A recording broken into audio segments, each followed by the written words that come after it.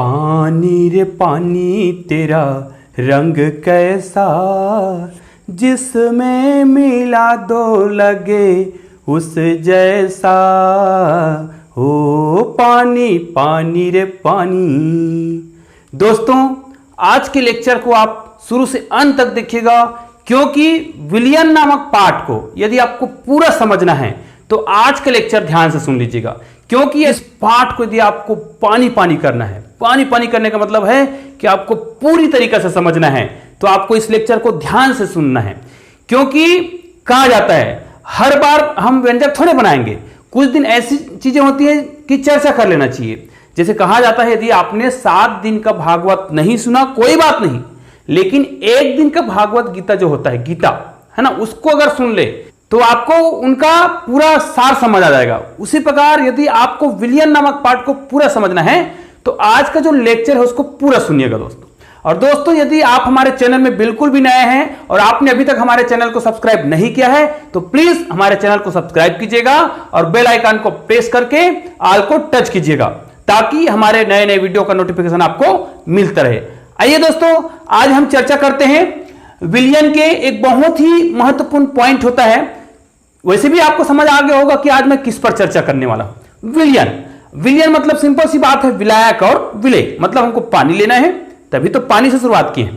पानी लेंगे और उसमें कुछ विलेय पदार्थ मिलाएंगे। तो दोस्तों, थोड़ा से आप माइंड को एकदम फ्री करके बैठिएगा, जो बोला जा रहा है उसको ध्यान से सुनिएगा, माइंड रिलैक्स करिए और मैं जो बोल रहा हूं उसको सुनिएगा। क्या आप ऐसे कुछ चीजों को जानते हैं जो प्रकृति के नियम के विरुद्ध घटे? जैसे हम लोग यदि ये कहें कि पानी जो है पेड़ों के किसके माध्यम से पत्ती तक जाता है, तो हम क्या कहेंगे? कौन सा नियम का प्रयोग करेंगे? क्या उसको हम परासरण कह सकते हैं? नहीं कह सकते। तो क्या कहेंगे? क्या आपने सुना है कि 0 अंश से कम सेंटीग्रेड टेम्परेचर पर, मतलब 0 अंश से भी कम टेम्परेचर पर पानी जो है बर्फ नहीं बनता है? जबकि आपने सुना है कि 0 अंश से कम गया मतलब पानी बर्फ बनेगा। लेकिन यदि ऐसा कंडीशन आए कि 0 अंश से कम सेंटीग्रेड पर भी पानी जो है बर्फ ना बने, तब उसको हम कौन सा नियम बोलेंगे? विचित्र बात है ना।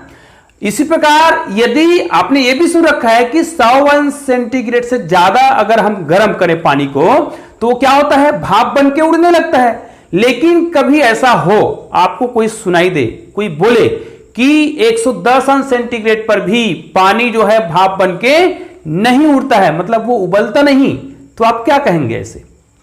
तो इन्हीं सभी प्रश्नों का सवाल का जवाब लेकर आए हैं आज के लेक्चर में, जिसको बोलते हैं अनुसंख्यक गुण धर्म।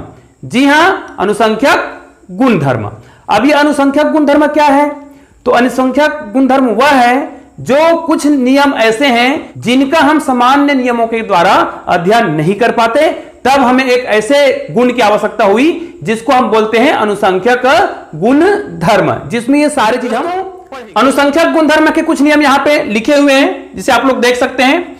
जैसे वाष्प दाब का आपेक्षिक अवनमन। ध्यान दीजिएगा, ये जो नया शब्द है ये वाष्प दाब, इस वाष्प दाब को यदि समझना है और इस पाठ को पूरा समझना है, आज का जो चैप्टर है विलियन, इसको यदि आपको पूरा समझना है तो आपको ये वाला शब्द को पूरा समझना पड़ेगा।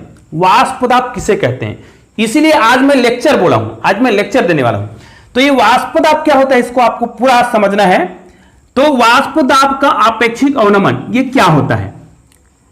क्वथनांक में उन्नयन। और क्वथनांक किसको बोलते हैं जी? बॉइलिंग पॉइंट लिखा हुआ है ना, boiling point, elevation of boiling point, मतलब क्वथनांक में उन्नयन। क्वथनांक में उन्नयन का मतलब क्या समझ रहे हो? मतलब क्वथनांक में और वृद्धि हो गई है, मतलब कोई जो द्रव है जो पहले 100 अंश सेंटीग्रेड में उबलता रहा होगा, अब वो 100 में नहीं उबलेगा बल्कि उनसे ज्यादा में उबलेगा। तब इस प्रकार के नियमों का अध्ययन करना है तो उसको हम लोग अनुसंख्यक गुण धर्म बोलते हैं। ये लिखा है हिमांक में अवनमन। अब यहां पर क्या हो रहा है?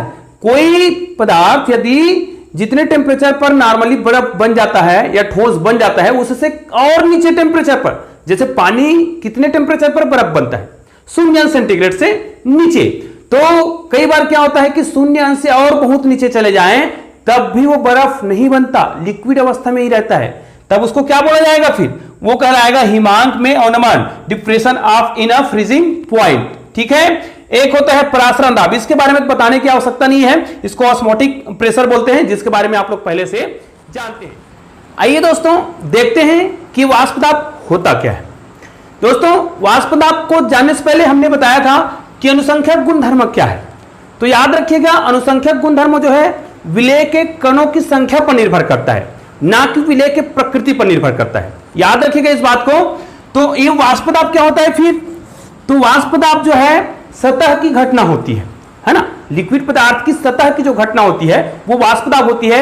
एक्चुअल में क्या कहा जाए, जब कोई द्रव के सतह से विलायक के जो अणु होते हैं वे क्या करता है, उसके सतह को छोड़ के बाहर भागता है। तो ये बाहर भागने की जो दर होती है, बाहर भागने की जो प्रवृत्ति होती है, वही क्या कहलाता है, वाष्प दाब कहलाता है। कहने का मतलब यह है, कोई लिक्विड के सतह से जितनी मात्रा में भाप बन के उड़ेगा तो हम कहेंगे कि उसका वाष्प दाब उतना ही अधिक है, और यदि किसी द्रव के सतह से भाप बनने की प्रवृत्ति कम है तो हम कहेंगे कि उनका वाष्प दाब क्या है, कम है। तो इसके लिए हमको क्या जानना पड़ेगा, अन्योन्य क्रिया जानना पड़ेगा। अभी अन्योन्य क्रिया क्या है, इसको बहुत ध्यान से सुनिएगा, आपको ये पाठ बहुत आसानी से समझ आएगा।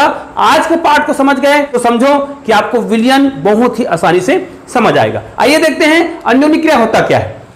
मान लीजिए हम यहां पर कुछ शब्द मैं लिख रहा हूं, ए और ए, ठीक है, बी और बी और ए और बी। अब ध्यान दीजिए, मैंने बताया था उस दिन, यदि हम विलायक के रूप में किसको, ए को, और विलेय के रूप में बी को, मैंने उस दिन बताया था कि विलायक को हमेशा ए के रूप में दर्शाएंगे और विलेय को बी के रूप में दर्शाएंगे। तो ये सब क्या है, ध्यान दीजिएगा, इन्हीं को समझना है। यदि ये समझ आ गया, ए और बी और ए बी, यदि ये समझ आ गया तो समझो आज का पाठ आपको समझ आने वाला है पूरा। तो ध्यान दीजिएगा, वाष्प दाब क्या होता है, ये क्या होता है, विलायक और विलायक के बीच जो अन्योन्य क्रिया होती है। ध्यान दीजिएगा, मतलब अंतर आणविक आकर्षण बल, समझ आ रहा है। तो विलायक और विलायक के बीच जो आकर्षण बल है ना, विलेय और विलेय के बीच जो आकर्षण बल है, और ये है विलायक और विलेय, यही होता है सब। जब हम विलयन बनाते हैं तो ये निर्मित होता है। ध्यान दीजिएगा, अब विलायक और विलायक के बीच जो अन्योन्य क्रिया है, और विलेय और विलेय के बीच जो अन्योन्य क्रिया है, और विलायक और विलेय के बीच जो अन्योन्य क्रिया है, उनमें से सबसे अधिक कौन होगा? ध्यान दीजिएगा, विलायक जो है, विलायक को अपने में बांध के रखने की क्षमता कम होगा, क्योंकि विलायक विलायक को बांधेगा। सिंपल सी बात है, आप घर में सोचो कि पानी में कुछ भी चीज नहीं मिलाया है तो क्या वो बांध के रखने की क्षमता होती है? आपको किसी चीज को चिपकाना भी होता है तो पानी में कोई चीज मिला दो, गाढ़ा चीज, तब वो चिपकता है, बिना मिलाए तो कुछ नहीं चिपकता है। तो कहने का मतलब यह है, विलायक और विलायक का जो अन्योन्य क्रिया है कम होता है, किसकी अपेक्षा?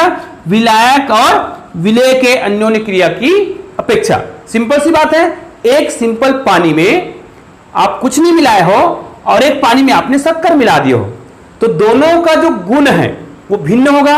अब सोच के देखो, मान लीजिए मैंने एक पात्र लिया, ऐसा एक बड़ा सा पात्र ले लिया जिसमें मैंने पानी लिया, केवल पानी से पानी भरा हुआ है, ये पानी ही पानी है। तो इनमें जितने भी अणु होंगे वो किसके अणु होंगे जी? ये सब पानी के हैं। ये जो मैं गोल गोल निशान बना रहा हूं, समझो ये पानी के हैं, ठीक है, मतलब ये विलायक है, सब ए ही ए है। ये एक दूसरे को क्या करे हैं? बांध के रखे हैं, विलायक। एक और दूसरा पात्र लेते हैं, ध्यान दीजिएगा, यदि ये आपको समझ आ गया तो समझो ये पाठ आपको पूरा समझ आने वाला है। ये देखो आप क्या कर रहे हैं, इसमें केवल विलायक विलायक ही है, मतलब ये शुद्ध विलायक है। ध्यान दीजिएगा, शुद्ध विलायक जिसमें और कोई भी चीज नहीं मिलाया गया है। और ये क्या है? ये विलयन है, ठीक है। अब देखो इसमें क्या है, विलायक के कण है और इसमें शक्कर घोला गया है, मतलब विलेय के कण है। तो ये विलेय के कण को मैं पूरा कलर कर दे रहा हूं। फिर एक विलायक के कण, फिर एक विलेय के कण, फिर एक विलायक, फिर एक विलेय के कण, फिर एक विलायक, फिर एक विलेय के कण, फिर एक विलायक और फिर एक विलेय के कण। ऐसे होते होते ये पूरा भरा होगा, ये पूरा भरा होगा अंदर, पूरा याद रखिएगा, सब जगह पूरा ऐसा, ठीक है, पूरा भरा हुआ है। इसमें एक कण क्या होंगे?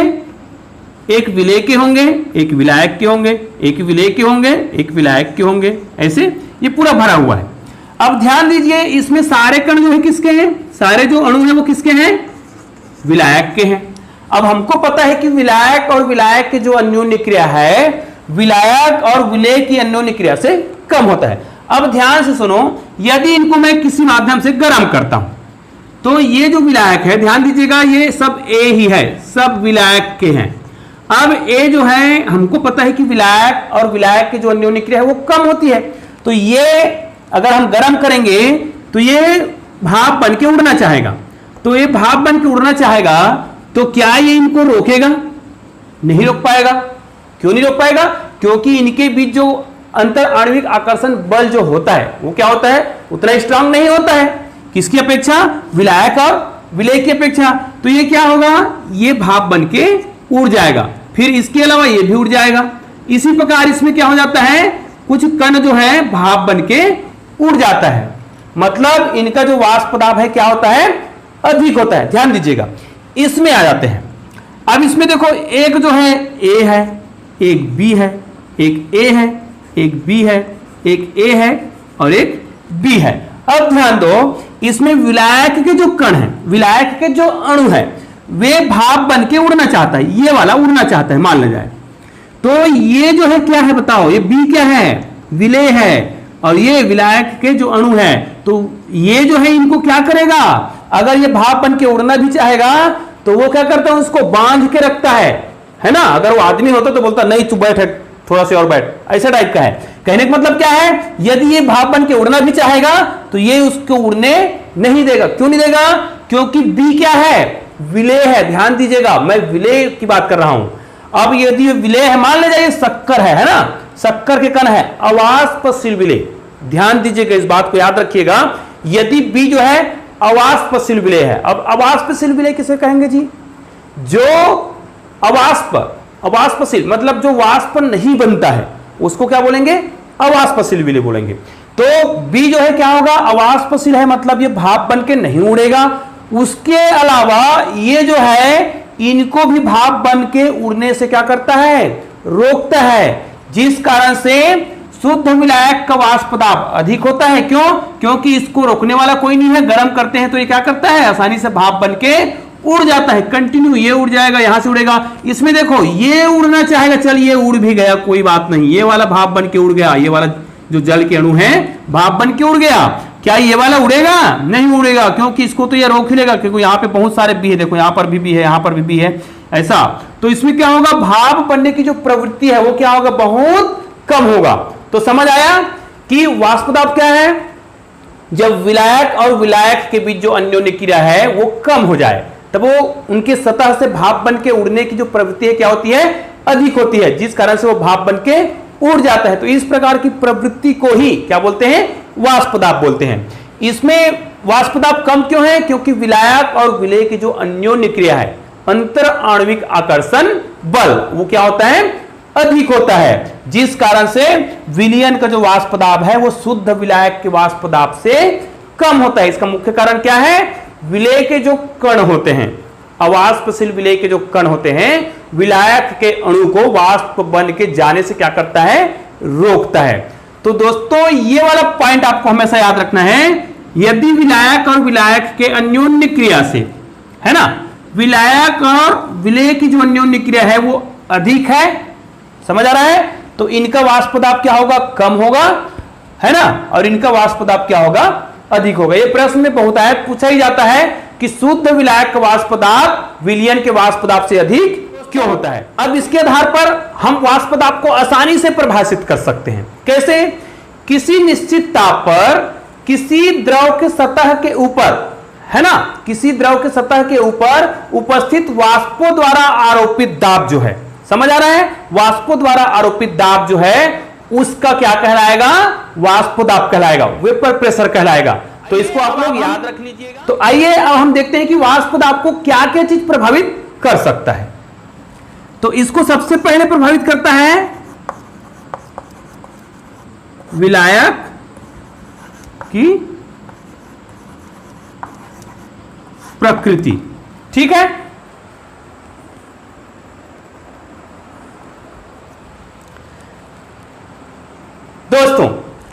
यहां पर यह विशेष ध्यान देने योग्य बात है कि विलायक की प्रकृति जो है क्या है, कैसे। अभी मैंने बताया अन्योन्य क्रिया, ये आपको हमेशा याद ही रखना है, ए और बी।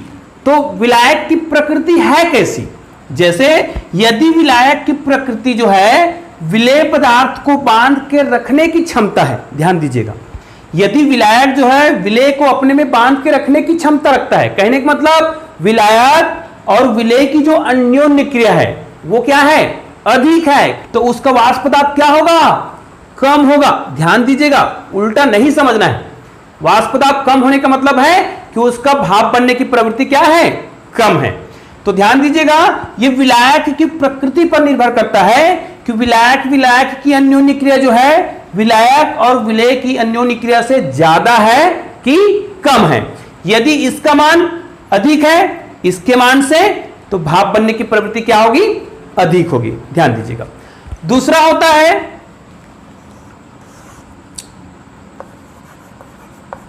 अवाष्पशील विलेय की उपस्थिति। ये तो समझ आ गया होगा। यदि किसी विलायक में अवाष्पशील विलेय मिला दिया जाए, अब अवाष्पशील किसे कहते हैं जी, नाम में ही छुपा हुआ है ना, अवाष्प, जो भाप बन के नहीं उड़ता है वो क्या कहलाएगा, अवाष्पशील विलेय।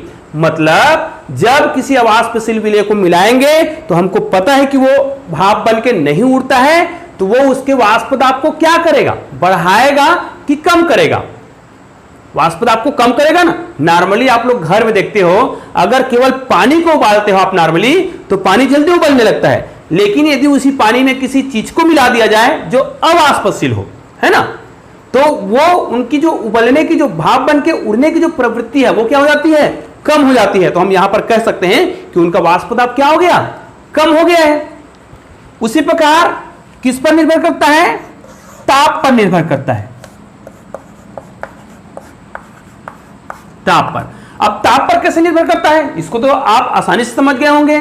जब हम किसी विलायक को गर्म करते हैं तो बताओ उसका वाष्प दाब क्या होता है, किसी भी पदार्थ को, है ना, लिक्विड पदार्थ की बात कर रहा हूं, किसी भी लिक्विड पदार्थ को जब हम गर्म करते हैं तो उनके बीच जो अंतर आणविक आकर्षण बल है, ध्यान दीजिएगा, वो गतिज ऊर्जा के कारण, ध्यान दीजिएगा, जब हम किसी लिक्विड को गर्म करते हैं, किसी विलायक को गर्म करते हैं, तो ताप के कारण उनके बीच जो अंतर आणविक आकर्षण बल जो होता है वो क्या होता है, टूट जाता है, जिस कारण से वो क्या होगा, भाप बन के आसानी से उड़ जाएगा। यहां पर यह कहा गया है यदि हम गर्म करते हैं तो उनके बीच जो अंतर आणविक आकर्षण बल किस कारण से टूट जाता है, क्योंकि उनके अणुओं में गतिज ऊर्जा उत्पन्न हो जाती है। क्योंकि गर्म करते हैं ना तो उनके अणु क्या करेंगे, गति ही तो करेंगे ना, तो इधर उधर गति करता है, जिस कारण से गतिज ऊर्जा के कारण उनकी जो अंतर आणविक आकर्षण बल टूटता है, जिस कारण से जब हम ताप गर्म करते हैं, किसी चीज को गर्म करते हैं, उसके ताप को बढ़ाते हैं, तो उनकी वाष्प दाब क्या हो जाता है, में वृद्धि हो जाती है। यहां पर यह बात बहुत ही विशेष रूप से ध्यान देना है कि जो विलायक वाली जो बात है, विलायक और विलायक की जो प्रवृत्ति होती है, विलायक का विलायक को अपने में बांध के रखने की जो प्रवृत्ति होती है, अलग अलग जो विलायक होते हैं, मतलब जो भिन्न भिन्न प्रकार के जो विलायक होते हैं, उनके जो गुण है वो अलग अलग होते हैं, और ये गुण उसमें पाए जाने वाले हाइड्रोजन बंध के कारण होता है। हमने पिछले क्लासों में पढ़े हैं, हम 6वीं से पढ़ते आ रहे हैं कि हाइड्रोजन बंध जो है प्रबल बंध होता है। अब प्रबल बंध मतलब जिसमें हाइड्रोजन बंध पाया जाएगा उसका वाष्प दाब क्या होगा, कम होगा। क्यों कम होगा, क्योंकि हाइड्रोजन बंध के कारण वो उनको भाप बनने से रोकता है ना। और जिसमें हाइड्रोजन बंध नहीं पाया गया है, मतलब उसका बंध क्या है, वीक है, तो वो क्या करेगा, आसानी से भाप बन के उड़ जाएगा। आइए कुछ उदाहरण देखते हैं ग्राफ के माध्यम से। आइए दोस्तों, मैं आपको पहले से बोल रखा हूं कि आज का जो लेक्चर है बहुत ही उपयोगी है, इसलिए इसको बहुत ध्यान से देखिएगा। ये पूरे पाठ का सार है। यदि ये समझ आ गया है तो आगे हम जो भी पढ़ेंगे वो बहुत आसानी से समझ आएगा, क्योंकि आज मैंने जो दो चीजें बताई है ना, ए मतलब विलायक के बीच जो अन्योन्य क्रिया है और विलायक और विलेय के बीच जो अन्योन्य क्रिया है, इनमें यदि हमको संबंध आ गया तो हमको ये पाठ पूरा समझ आएगा। आइए देखते हैं, यहां पर देख लीजिए ग्राफ बनाया गया है। इधर जैसे ही जाएंगे वो क्या बढ़ेगा, ताप बढ़ेगा। कहने का मतलब ताप को बढ़ाने से उनके वाष्प दाब में वृद्धि होनी चाहिए। यहां पर एक ग्राफ बनाया गया है, तो मैंने ग्राफ बना दिया है। अब हम लिखते हैं, मान लिया जाए यहां पर हम जल को लिखते हैं। अब जल मतलब क्या होता है? H2O। और जल के बारे में आप लोग तो बहुत पहले से जानते हैं कि H2O को ऐसे लिखते हैं ना, H2O। मतलब यहां पर क्या हो गया? ये जल इनसे जुड़ा हुआ है। अब यहां पर एक और H2O लिखना चाहें, है ना, ऐसा ध्यान दीजिएगा, आपने पहले भी पढ़ा हुआ है, हाइड्रोजन ऑक्सीजन से जुड़ा है और यहां पर देखिए, इसका मतलब ये इनसे किस बंध द्वारा जुड़ा हुआ है? इसी को कौन सा बंध बोलते हैं जी? इसी को हाइड्रोजन बंध बोलते हैं।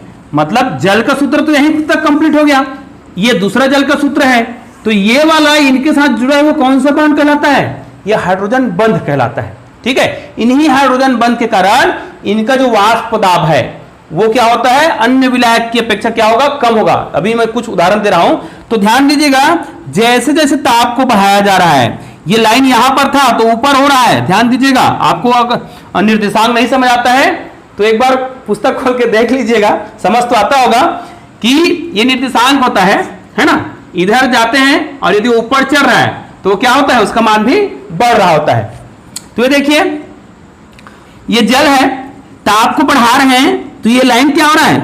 ऊपर जा रहा है, मतलब ये आगे भी बढ़ रहा है और ऊपर की ओर भी जा रहा है। देखो पहले कितना था? इतना था ना, अब ये इतना हो गया है। कहने का मतलब क्या है? और पहले ताप यहां पर था तो इधर चला गया है, यहां पर आ गया। इसका मतलब क्या है? ताप इतना बढ़ा तो वाष्प दाब भी यहां से कितना दूर चला गया? इतना दूर होना चाहिए था ना, इतना दूर चढ़ गया। कहने का मतलब क्या है? जैसे जैसे गर्म कर रहे हैं तो उसका वाष्प दाब क्या हो रहा है? बढ़ रहा है। लेकिन इनसे ज्यादा वाष्प दाब किसका होता है? C2H5OH। ये क्या है? ये एथिल अल्कोहल है। अब इसका मतलब यह है, जब एथिल अल्कोहल को हम क्या करते हैं? गर्म करते हैं, तो उनकी वाष्प बनने की जो दर है वो जल से क्या होता है? ज्यादा होता है। क्यों होता है? हालांकि इसमें भी हाइड्रोजन बंध पाया जाता है, लेकिन इनके भी जो हाइड्रोजन बंध है वो इसके अपेक्षा क्या होता है? थोड़ा दुर्बल होता है, जिस कारण से एथिल अल्कोहल में भाप बनने की प्रवृत्ति इनसे क्या होता है? अधिक होता है। उसी प्रकार एसीटोन का होता है, CH3COCH3। ये देखो एसीटोन। अब बताओ, क्या इसमें हमको कोई हाइड्रोजन बंध दिख रहा है? हाइड्रोजन बंध नहीं पाया जाएगा। इसका मतलब यह है कि एसीटोन में एथिल अल्कोहल से ज्यादा वाष्प बनने की प्रवृत्ति होगी, मतलब इनका वाष्प दाब इनसे अधिक होगा, है ना। उसी प्रकार एक और होता है प्रकार, ये इसको क्या बोलते हैं? ईथर। तो ये कौन सा ईथर है? Die ethyl ether. दोनों साइड है ना, ये देखो, इधर C2H5, इधर भी C2H5 है और यहां पर ऑक्सीजन है, तो क्या होगा? डाई एथिल ईथर होगा। तो डाई एथिल ईथर में क्या आपको हाइड्रोजन बंध दिख रहा है? तो मेरा कहने का मतलब यह है, जिसमें प्रबल हाइड्रोजन बंध पाया जा रहा है उसका वाष्प दाब कम है, और जिसमें हाइड्रोजन बंध नहीं पाया जा रहा है उनका क्या है? उनका जो वाष्प दाब अधिक है। क्यों? क्योंकि इनको जब हम गर्म करते हैं तो ये आसानी से अपने आयनों में टूटता है और भाप बन के उड़ता है, जिस कारण से इनका वाष्प दाब क्या होता है? अधिक होता है। तो दोस्तों, उम्मीद है आज आपको बिल्कुल भी समझ आया होगा। इसमें मुख्य बात यह है कि आपको विलेय और विलायक के बीच जो अन्योन्य क्रिया है इनको समझना है, और यदि ये समझ आ गया तो आगे हम जो पढ़ने वाले हैं, राउल्ट के नियम पढ़ने वाले हैं, वाष्प दाब में आपेक्षिक अवनमन, आदर्श विलयन, अनादर्श विलयन, धनात्मक विचलन, ये सारे आपको समझ आएंगे। इसलिए आज का वीडियो आपको यदि समझ आया हो तो प्लीज मुझे कमेंट करके बताइएगा। और दोस्तों, हमारे वीडियो को लाइक कीजिएगा, शेयर कीजिएगा। धन्यवाद दोस्तों।